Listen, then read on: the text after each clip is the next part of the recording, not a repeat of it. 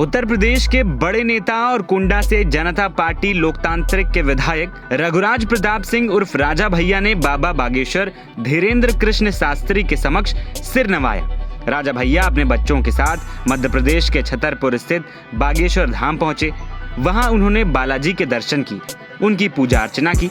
राजा भैया के साथ उनके दोनों बेटे ब्रजराज और शिवराज भी साथ नजर आए।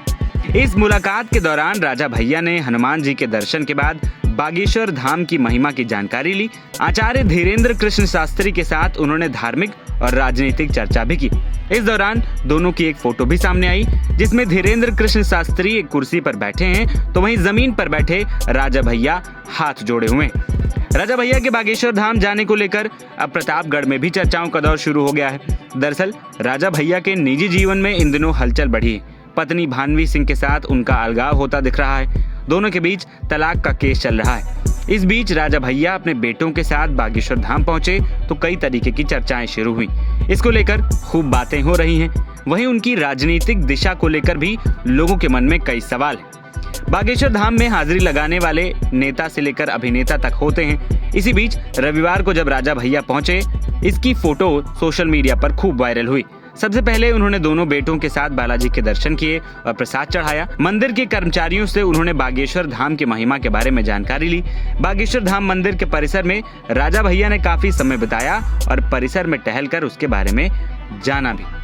राजा भैया ने इसके साथ बागेश्वर धाम सरकार यानी कि पंडित धीरेन्द्र कृष्ण शास्त्री से मुलाकात की और उनका आशीर्वाद भी लिया। उनके दोनों पुत्रों ने भी बाबा का आशीर्वाद लिया। राजा भैया ने बाबा बागेश्वर सरकार की 21 से 29 नवंबर तक निकलने वाली सनातन हिंदू एकता पदयात्रा के बारे में भी जानकारी ली। राजा भैया ने बागेश्वर धाम सरकार के सनातन हिंदू एकता पदयात्रा कार्यक्रम की सराहना की।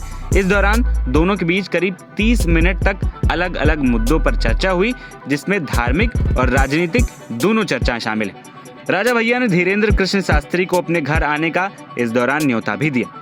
बता दें कि राजा भैया यूपी की राजनीति में एक बड़ा नाम है, चाहे सरकार सपा की रही हो, भाजपा की या फिर बसपा की। राजा भैया का सत्ता में हाथ जरूर रहता है। साथ ही कुंडा में लगने वाला उनका दरबार भी काफी प्रचलित है, जहां वो बीते 30 साल से लगातार लोगों की समस्याएं सुनते हैं, चाहे सरकार किसी की भी रही हो। कुंडा के बेती में लगने वाले जनता दरबार में 30 सालों से अपनी समस्याओं को लेकर आने वाले लोगों की भीड़ में कमी अभी तक नहीं आई है। जनता दरबार में राजा भैया के फैसलों के प्रति लोगों में गजब का विश्वास देखने को मिलता है।